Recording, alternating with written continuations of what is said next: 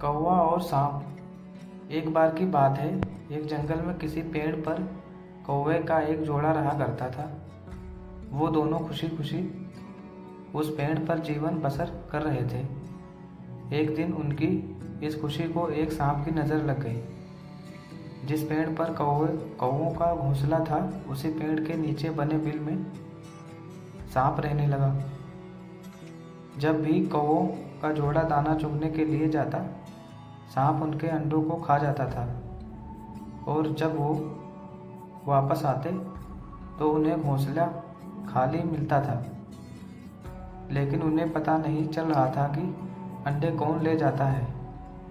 इस प्रकार से कई दिन निकल गए। एक दिन कौवे का जोड़ा दाना चुग कर जल्दी आ गया तो उन्होंने देखा कि उनके अंडों को बिल में रहने वाला एक सांप खा रहा है।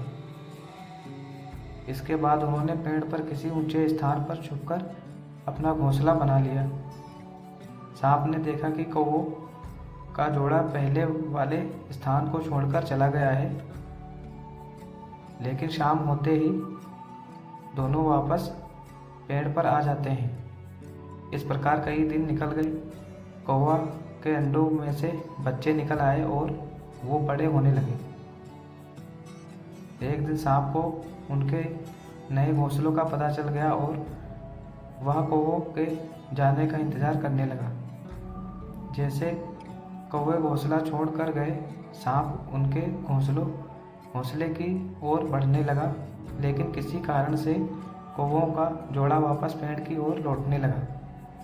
उन्होंने दूर से ही सांप को उनके घोंसले की ओर जाता देख लिया और जल्दी से वहां पहुंचकर अपने बच्चों को पेड़ की ओर छुपा दिया।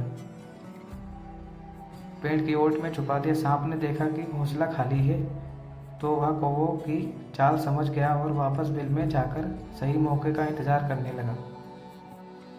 इसी बीच कौवे ने सांप से पीछा छुड़ाने के लिए एक योजना बनाई। कौवा उड़कर जंगल के बाहर बने एक राज्य में चला गया। वहाँ एक सुंदर महल था। महल में राजकुमारी अपनी सहेलियों के साथ खेल रही थी। कौवा उसके गले से मोतियों का हार लेकर उड़ गया। सभी ने शोर मचाया तो पहरेदार हार लेने के लिए कौवे का पीछा करने लगे। कौवे ने जंगल में पहुंचकर हार को सांप के बिल में डाल दिया। जिसे पीछे कर रहे सैनिकों ने देख लिया। जैसे ही सैनिकों ने हार निकालने के लिए बिल में हाथ डाला तो सांप पुकारता हुआ बाहर निकल आया।